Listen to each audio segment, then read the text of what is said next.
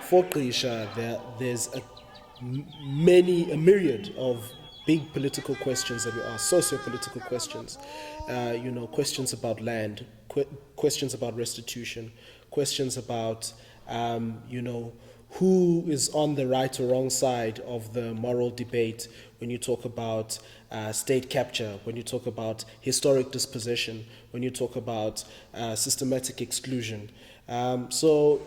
Actually, we traverse very fast through a number of these subjects. And you don't expect it because the story unfolds with this singular telling of a man remembering a story about his grandfather. I think 2016 is a year we're going to remember for lots of reasons. Apart from Donald Trump. It's been corruption and scandal after scandal.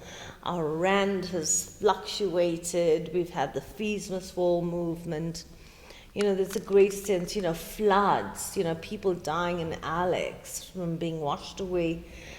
The sense that poverty has taken hold and that even though we've had 22 years of democracy, so little has changed. So it's a watershed year.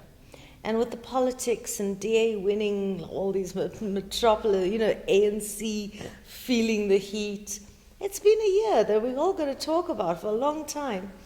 And this play, it takes the personal story and it places it against what is happening in our country. And his grandfather lost his land and his cows. And in many ways, those, home and land symbolize identity.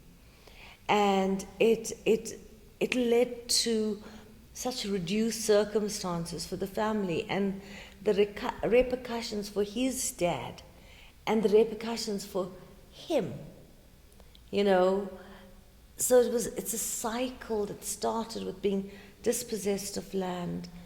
What does that make of you and your dreams? Do you have dreams? And are your dreams as small as the Jondal you live in? And so it's very important. Brothers, love letters, pay packets, all the hats in the suitcase that will return in December.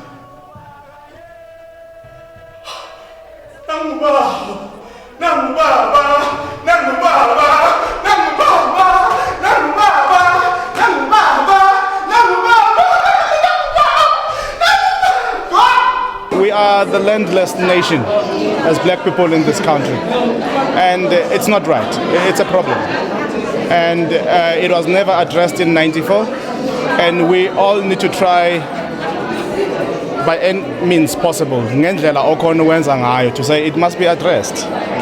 There are a lot of issues that were not addressed in this country, and what we've done as black people, we've learned to normalize things that are not normal actually. How does a person who grows up in a squatter camp and sleeps in a house for the first time when they're 15, who moves from Pola Park to Togoza to Tembisa, how does that person fit into this South Africa that we say that we're part of? And asking real critical questions about how do we expect those that are systematically excluded to get answers from the system if the system doesn't want to hear them? This question of why must they burn, why must they break? We hear this question all the time. But actually, how else are people supposed to exercise themselves if all they've got as their resources is their hands? So we don't defend those people, but we ask that question because we feel like the conversation needs to move from just we condemn burning of libraries. How does a person get to the stage where they burn a library is the question that we must ask ourselves.